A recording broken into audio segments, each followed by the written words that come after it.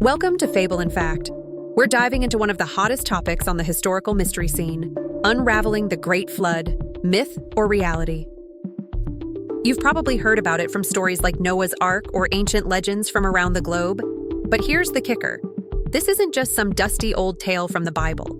Flood myths show up everywhere: Mesopotamia, China, even among indigenous tribes in the Americas. It's almost like humanity has this collective memory of a colossal, world-shaking deluge. So, here's what we're asking today.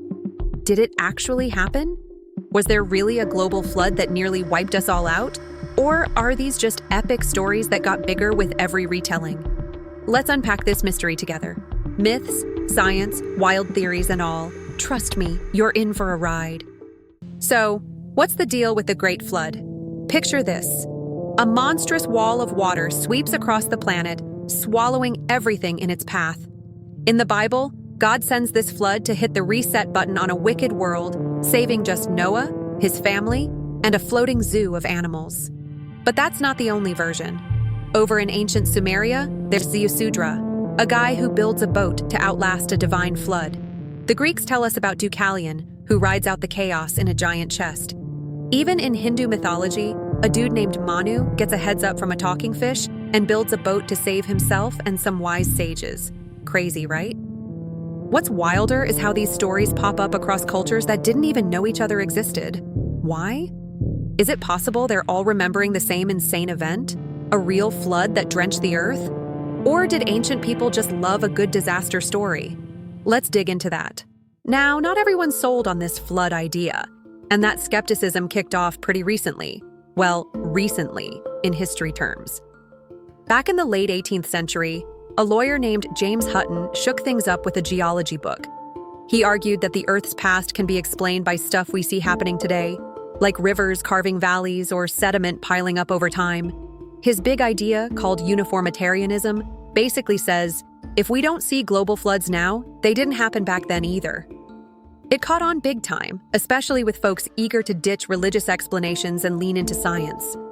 Fast forward to today, and archaeologists are mostly on Team Hutton. They're like, show me the proof. And so far, they haven't found a smoking gun, like a worldwide layer of flood leftovers in the dirt. Fair point, right? If the whole planet got submerged, shouldn't we see some universal sign of it? But here's the flip side. Just because we haven't dug it up doesn't mean it's not there. Maybe it's buried too deep, or maybe we're looking in the wrong spots. On the other side of the ring, geologists are throwing some curveballs. They're finding clues in the Earth's rocks and landscapes that scream megaflood. Take the channeled scablands in Washington state, huge gashes in the ground, miles wide, carved by water moving at ridiculous speeds. Normal rivers don't do that. Some think it's evidence of massive floods from the end of the last ice age, when melting glaciers unleashed torrents that could have inspired those ancient tales. But does that prove a global flood? Not exactly. These were regional blowouts. Epic, sure, but not planet-wide. Still, geologists point to other weird stuff, like fossils of sea creatures on mountaintops. Ever heard of seashells chilling on the Himalayas? Mainstream science says plate tectonics pushed ancient seafloors skyward over millions of years. Flood fans, though, go, or maybe the water got that high during the Great Flood. Simple? Maybe too simple, but it's intriguing. Let's talk fossils, because they're a goldmine here. Normally, when something dies, it rots or gets eaten fast. For a fossil to form, it's got to be buried quick. Think mud or sand locking it in before the scavengers show up. That's why we find them in sedimentary rock, layered up like a geological lasagna. Here's where it gets juicy. We've got fossils of squishy stuff, like jellyfish and worms, that should have disintegrated ages ago. How do you preserve a jellyfish? It's like trying to save a water balloon. Scientists now say it takes a sudden, massive burial, like a wall of muddy water slamming down and sealing them in. Sound familiar?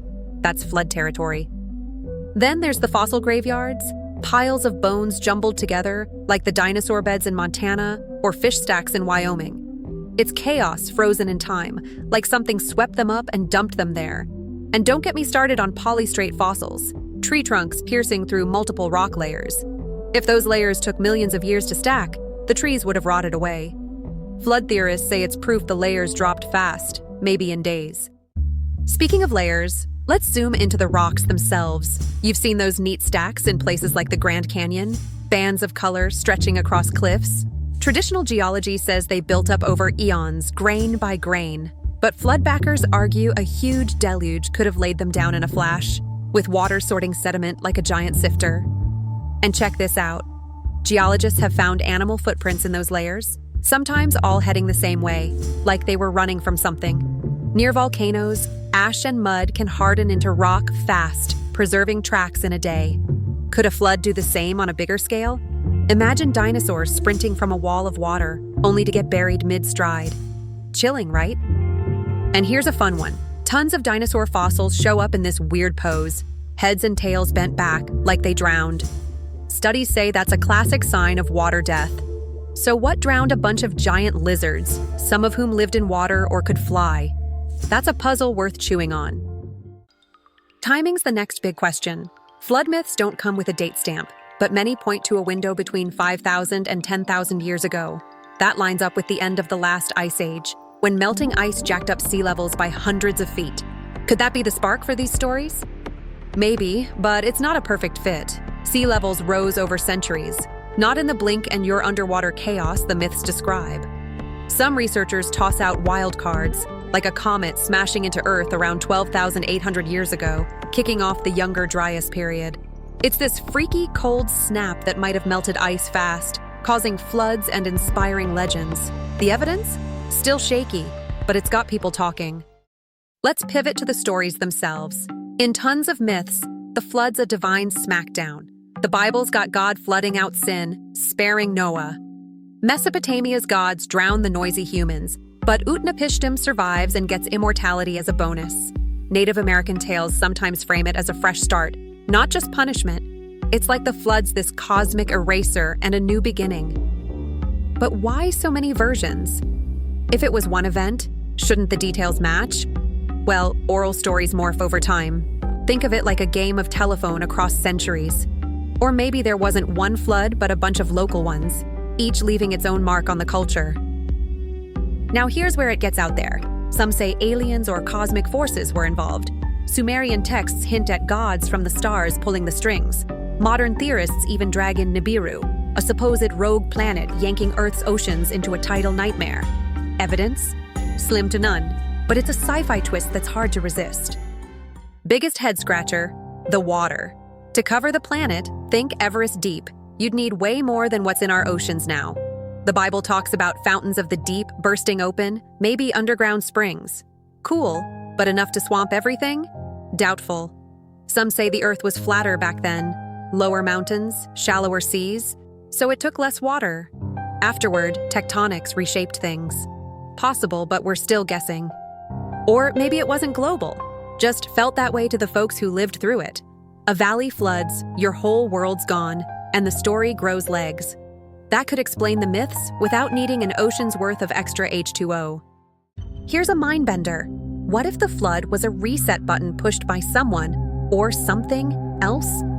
Hinduism's got these cycles of creation and destruction. Mesoamerican myths talk about worlds ending in disaster before new ones rise. Could Earth be a giant petri dish for gods or aliens, wiped clean when the experiment goes sideways? Maybe dinosaurs were the first draft, humans the reboot. Far-fetched? Totally. Fun to ponder? You bet. All right, let's wrap this up.